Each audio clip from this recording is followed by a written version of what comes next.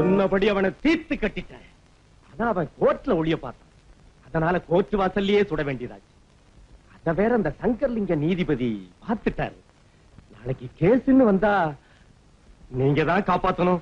ஒரு பக்கம் பாக்குறா, ஒரு கண்ணே சாய்க்கிறா, அவ உதட்ட கடிச்சுக்கிட்டு மெதுவாக சிரிக்கிறா சிரிக்கிறா சிரிக்கிறா. ஒரு பக்கம் பாக்குறா, ஒரு கண்ணே சாய்க்கிறா, அவ உதட்ட கடிச்சுக்கிட்டு மெதுவாக சிரிக்கிறா சிரிக்கிறா சிரிக்கிறா.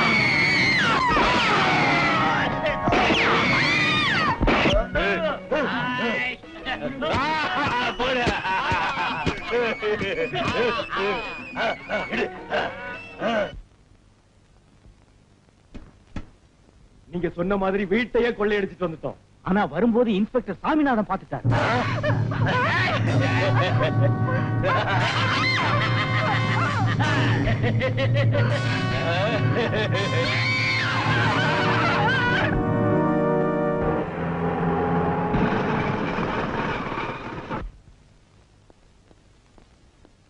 மிஸ்டர், டிக்கெட் ஓபன் பண்ணுங்க.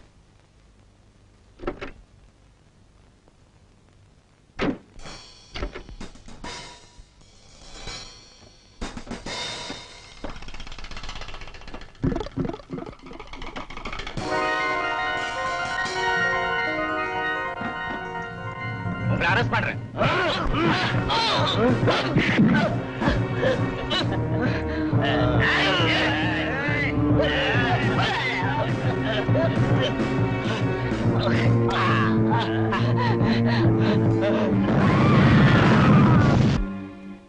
ஒரு போலீஸ் அதிகாரியே உயிரோட எரிச்சு கொலை பண்ணிருக்காங்கன்னா மக்களுக்கு நம்ம பேர்ல எப்படி நம்பிக்கை இருக்கும்?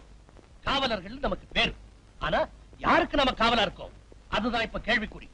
நமக்கு நாமே காத்துக்கொள்ள முடியாத ஒரு கேவலமான நிலைமை. இதுக்கப்புறமும் டிஐஜின்னு சொல்லிட்டு இந்த வேலையில நான் இருக்கிறதுல அர்த்தமே இல்ல. I am going to resign my job. Excuse me sir. Yes. நீங்க ராஜினாமா செய்ய வேண்டிய அவசியம் இல்லைன்னு நினைக்கிறேன். What do you mean? பரம்பரையா போலீஸ் டிபார்ட்மெண்ட்ல இருக்கிற குடும்பம் என்னது? என் காலத்துல ஊர் இப்படி சீரழியறத பார்த்ததுக்கு அப்புறம் நான் எதுக்காக பதவியில ஒட்டிட்டு இருக்கணும்? சார், உலகத்திலேயே ஸ்காட்லாந்து யார்ட் போலீஸ்க்கு அப்புறம் தமிழ்நாடு போலீஸ் தான் திறமையானதுன்னு சொல்லுவாங்க. அதெல்லாம் பழைய கதை. இல்ல சார், நீங்க அனுமதி கொடுத்தீங்கன்னா அது கதை இல்ல, உண்மைதான் நிரூபிச்சு காட்டுறேன். இன்னும் ஒரே மாசத்துல அந்த ரவுடி கும்பலை அடக்கி காட்டுறேன்.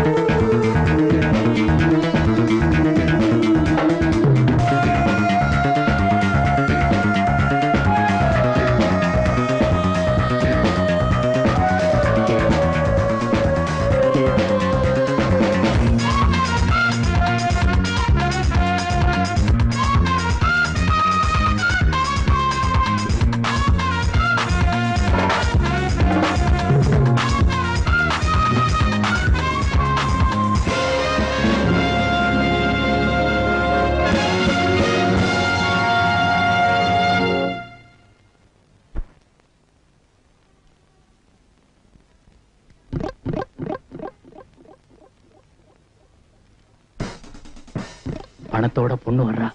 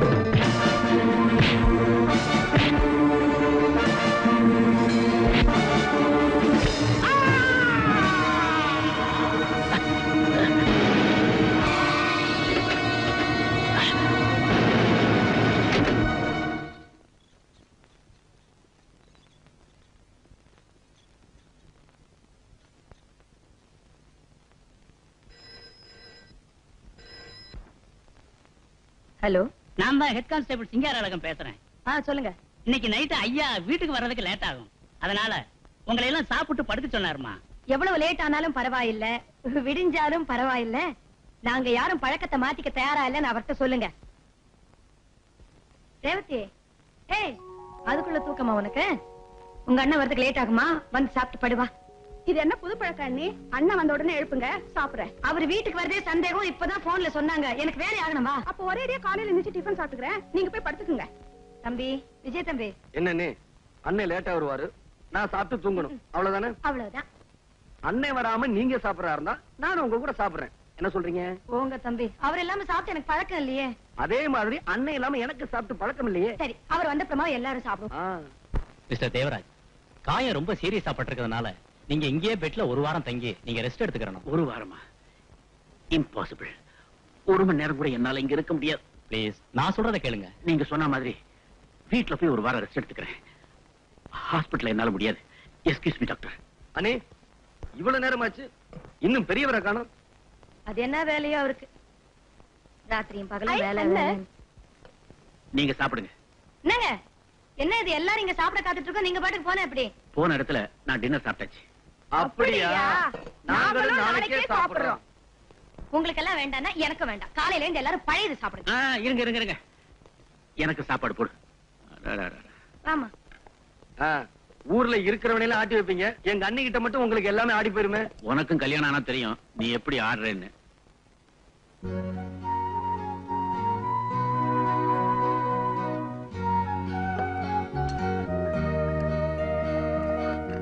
நீ உட்கார்ந்து சாப்பிடு.